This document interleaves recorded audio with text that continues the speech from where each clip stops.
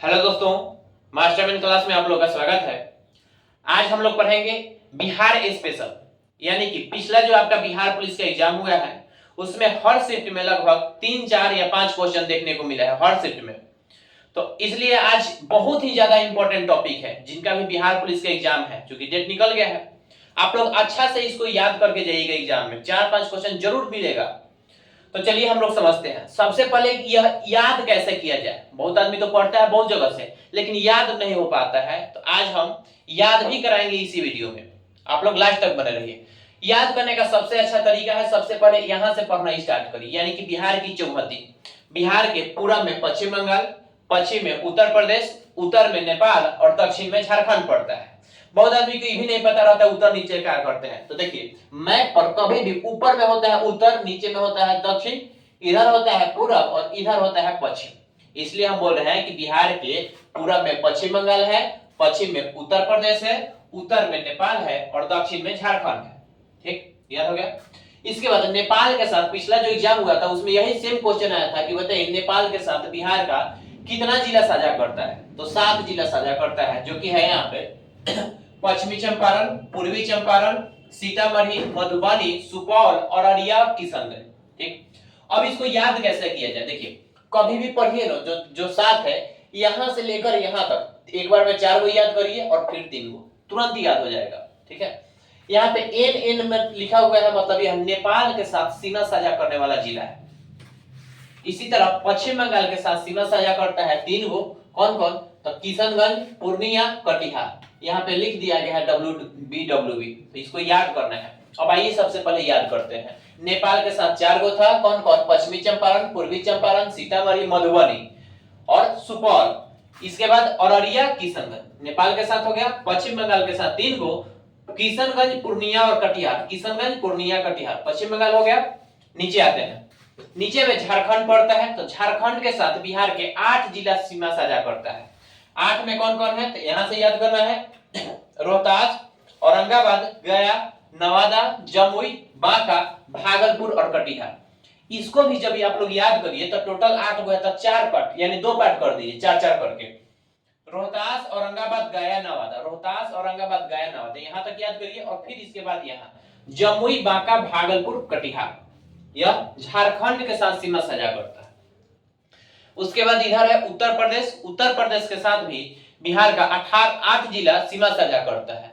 इसको जब भी याद करिए 2 पार्ट में बांट दीजिए, 4-4 करके। यानी यहाँ पे पश्चिमी चंपारण, गोपालगंज, सिवान, सारण, भोजपुर, बक्सर, कैमूर और रोहतास, यही टोटल 8 जिला है जो कि उत्तर प्रदेश के साथ सीमा साझा करता है। याद करना होगा तो यहां तक याद करना है, यानी पश्चिमी चंपारण, गोपालगंज, सिवान, सारण एक साथ, फिर आगे वाला पार्ट को एक साथ, तब तुरंत याद हो जाता है।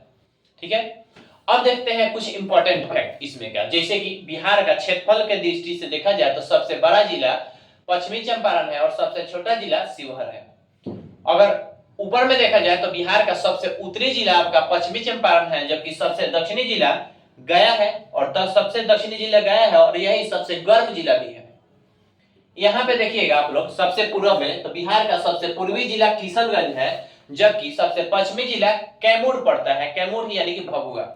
4 गो फैक्ट याद हो गया है होगा। ऊपर में कौन है? पश्चिमी चंपारण, नीचे में गया, पूरब में कौन था? किशनगंज, और पश्चिम में भभुआ यानी कि कैमूर। इतना सारा फैक्ट को आप लोग जरूर याद रखिएगा। ये पूरा आप लोग को डाटा याद करने का जरूरत नहीं है, लेकिन लाइन से ही चारों कोना वाला जरूर याद करके जाइएगा आप लोग। अब आते हैं इधर बिहार।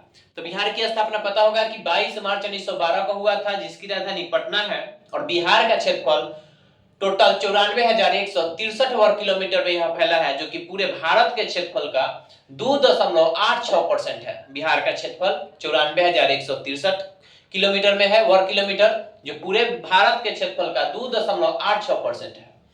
अगर उत्तर से दक्षिण का लंबाई देखा जाए, उत्तर से दक्षिण की लंबाई इसकी 345 किलोमीटर है। और बिहार का पूरब से पश्चिम की लंबाई, यहां से यहां तक का लंबाई देखा जाए तो 483 किलोमीटर है। पूरब से पश्चिम 483। और बिहार समुद्र तल से औसत ऊंचाई 173 फीट है। बिहार का समुद्र तल से औसत ऊंचाई 173 फीट या लगभग 53 मीटर है।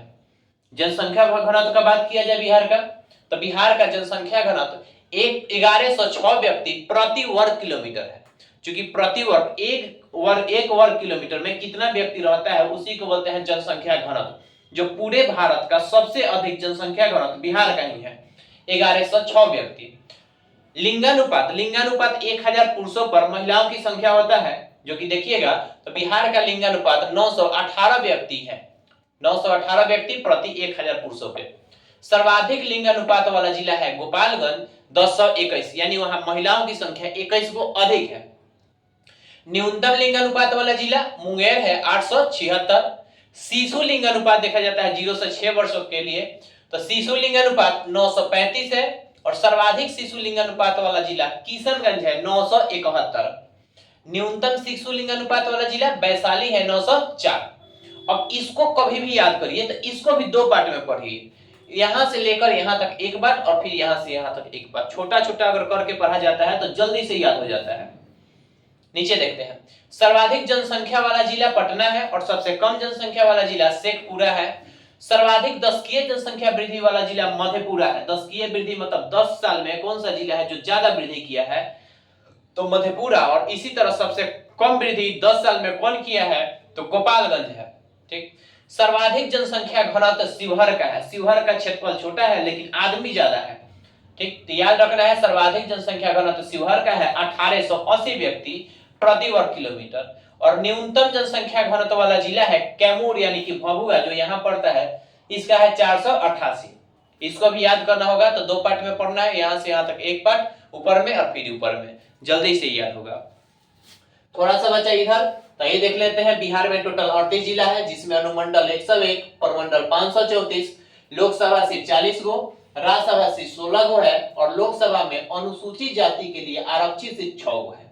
आइए एक बार रिपीट करते हैं। जिला 38, अनुमंडल 101, प्रखंड 534, लोकसभा सीट 40 गो, राज्यसभा सीट 16 गो, लोकसभा में अनुसूचित जाति के लिए आरक्षित सीट कई गो है, 6 गो।